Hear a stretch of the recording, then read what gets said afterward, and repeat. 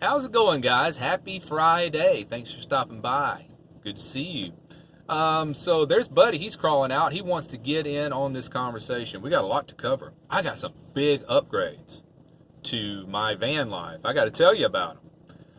So last time we talked, I had solar panels on order.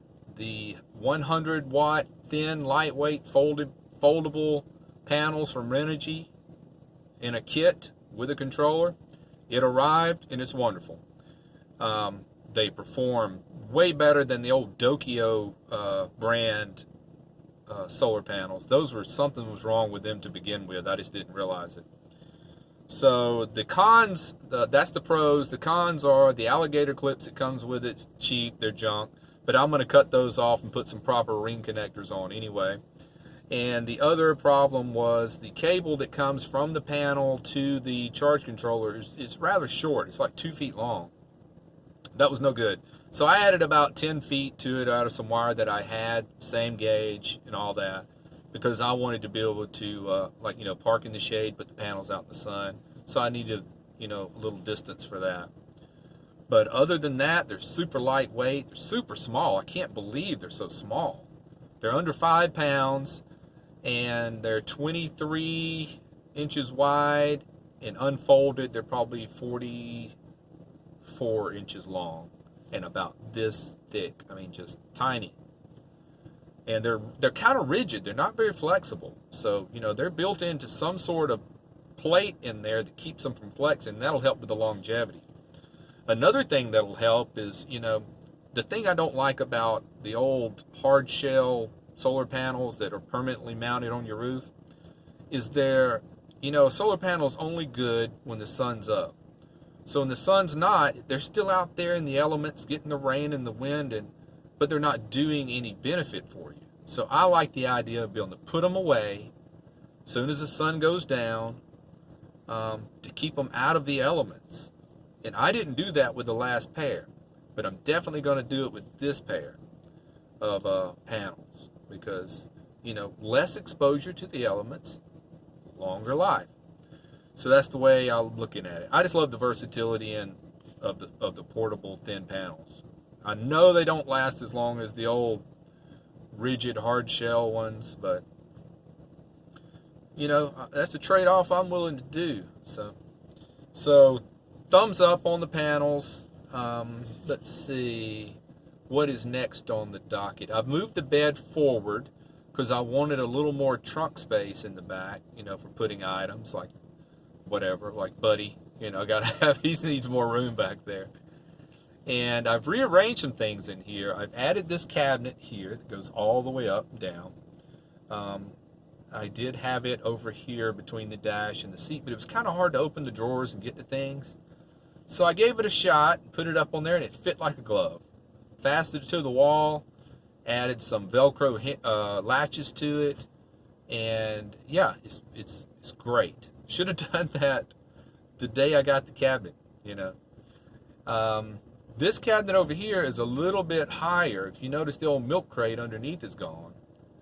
That's because the new batteries, yes, new batteries I got wouldn't fit under the old milk crate. I got some new batteries, guys. Here's what happened. I know a guy who has a RV travel trailer, and he had two 75 amp hour deep cycle AGM batteries. He took it on one trip. Since he's been back, those batteries have just been sitting on a battery tender the whole time. Now he's wanting to upgrade to lithium. So he wants to get rid of these batteries. I got them, guys. I got both batteries for 50 bucks. And they're like brand new. That's been on a tender the whole time.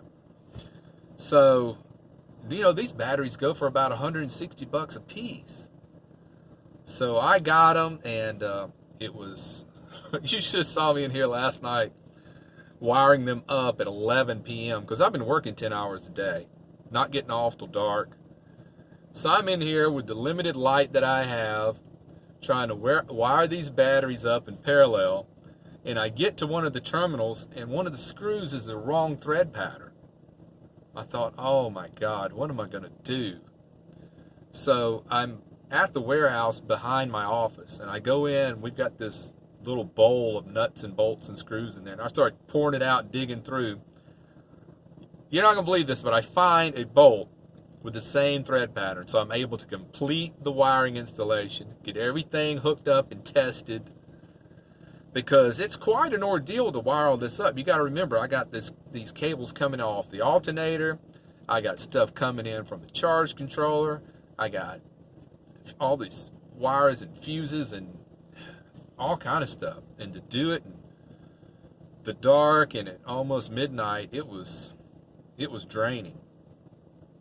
But I got it hooked up, tested, double tested, and triple tested. Everything's good under there.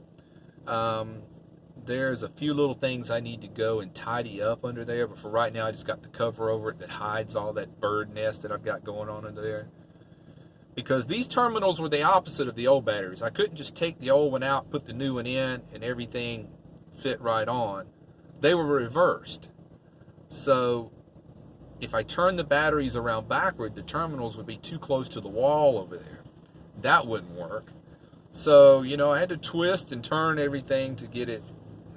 Left was right and right was left. It was quite an ordeal to install the battery system, but I got it done.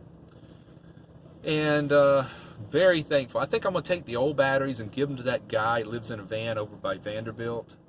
Remember I talked about him? He's the guy that charges off jumper cables. He's always broke and he don't have any money, and he needs some batteries, so I think I'll give them to him. Because, you know, those batteries were free to me to begin with, those old batteries. And they're still in good shape, but they're gel batteries, and I'd prefer to have the AGM. And I think since they were free to me, I'll just pay it forward and let them be free to somebody else now. So I'm sure he'll be thrilled to get them. Let's see what else we got. The guitar came in. Maybe I'll show you that on another video. It's in the case back there right now. And let's see what else we needed to cover. That's about it. The cabinets, the solar, the batteries. And you know, I just went and got another one of those laundry baskets. This one happens to match in color though. And just cut the back out and it slides right over the batteries to protect the terminals. And it's vented too. You want to make sure everything's vented on batteries. So that's it, guys. I know it's a lot of catching up, but I just wanted to tell you about it. Tomorrow I think I'll get everything out and show you the new panels, how they hook up, the new batteries, how they hook up. Might even throw the guitar in there and show you it. It's a beautiful guitar, so I'm very happy with it too. But I've spent a lot of money lately, guys. The only good deal I got was the batteries. I paid retail for everything else, but those batteries, that was a deal. So I had to go ahead and do it. So hopefully, you know, I go through these spells where I'll drop a lot of money for a while, and then I won't spend any for quite a while. My next plan is to not spend any lump sums of money until springtime. And I've got big plans for springtime. Generator, air conditioner, oh yeah. So I'm already thinking ahead to next spring. So hopefully I can get through the fall and the winter without dropping any huge sums of money and have all those months to save. And then I'm going to be completely set. I mean, it's going to be all the conveniences of a Sticks and Bricks in a small package. All right, guys. Buddy says, hey, be well and smash that bell. See you guys. Bye.